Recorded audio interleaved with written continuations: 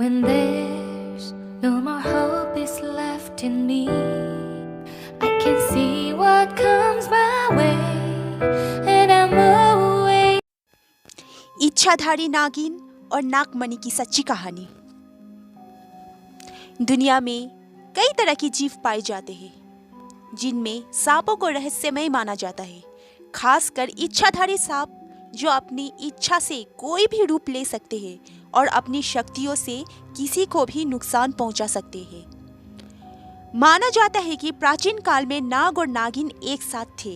तभी कुछ शिकारियों ने उन्हें देख लिया। उन्होंने नाग नागिन पर हमला कर दिया, जिस वजह से नाग की जान चली गई और नागिन भी बुरी तरह घायल हो गई।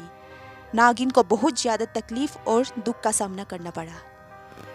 उसके बाद उन्होंने शिव जी की पूजा की। वो उसके पूजा से बेहद खुश हुए।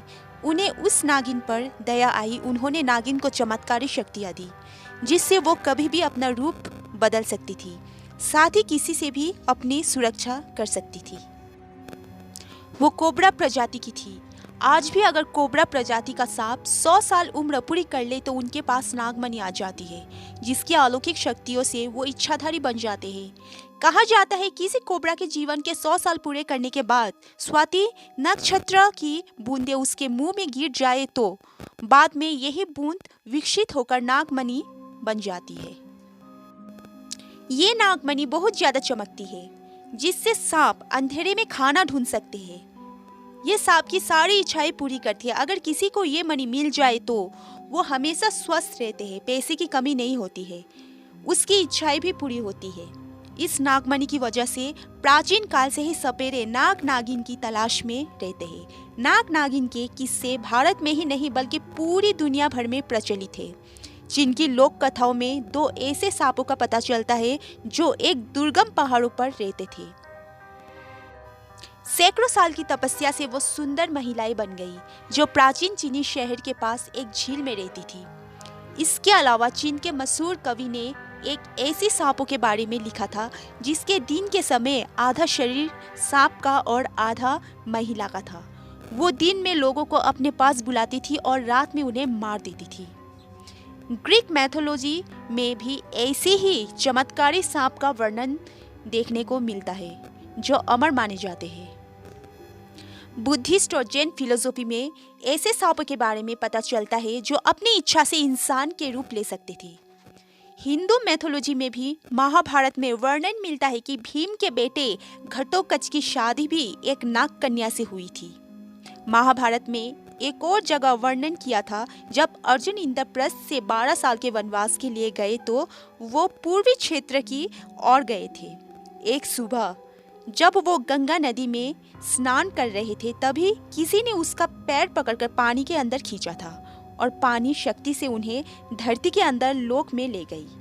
वो एक नाग कन्या थी जिसका नाम उलूपी था। उसने अर्जुन से शादी करने को कहा, लेकिन अर्जुन ने कहा वो अभी वनवास में है और उन्हें ब्रह्मचारी का पालन करना है। उलूपी ने अर्जुन से कहा यह ब्रह्मचारी केवल द्रौपदी के लिए है। फिर अर्जुन उलूपी से शादी कर लेते हैं। उलूपी अर्जुन से खुश होकर उन्हें वरदान देती है पानी के सभी जानवर अर्जुन की बात मानेंगे और उन्हें पानी में कोई नहीं हरा सकते। शिव जी के गले का नाग वासुकी एक इच्छाधारी नाग है जिसके पास नागमणि है। पहले इन इच्छाधारी सांपों से सामना होना आम बात थी, लेकिन आबादी के बदनसीबी आजकल तो शायद ही किसी का सामना इन जीवों से होता है। आज दुनिया में ऐसे भी लोग हैं जिसका दावा है कि वो पिछले जन्म में इच्छाधारी नाग या नागिन भी थे। कुछ साल पहले एक लड़की ने यह दावा किया था कि वो पिछले जन्म में इच्छाधारी नागिन थी और एक गांव में मौजूद शिव मंदिर के पास अपने नाग के साथ रहती थी। वो दोनों सांपों के रूप में कुएं के दीवार पर एक साथ थे। तभी अचानक एक नेवले ने उन्हें कुएं में ढकेल दिया, जिससे उन दोनों की मृत्यु हो गई और उनका पूर्ण जन्म हुआ है। लोगों ने लड़की की बात पर ध्यान नहीं दिया। फिर वो उस गांव में गए जहां वो लड़की कभी नहीं आई थी। लोगों को पता चला उसकी हर एक बात सच थी और ये भी माना कि नाग नागिन का जोड़ा शिव मंदिर के पास रहता था और उनका शरीर उसी कुएं में पड़ा मिलता है। आज के लिए बस इतना ही। अगर आप लोगों को मेरा कहानी पसंद आया तो एक लाइक करना, कमेंट करना, शेयर करना और हाँ, सब्सक्राइब करना बिल्कुल ना भूलिएगा। अगर इस कहानी में इच्छाधारी नाग की कहानी से संबंधित इच्छाधारी नाग की सच्ची कहानी के बारे में बताया गया है, अगर आपको ये कहानी अच्छा लगा तो अपने फ्रेंड्स के साथ शेयर करें। अगर आप इस कहानी से संबंधित कुछ भी पूछना चाहते हैं तो हमें कमेंट करके बताइए, हम आपको जवाब जरूर देंगे। धन्यवाद।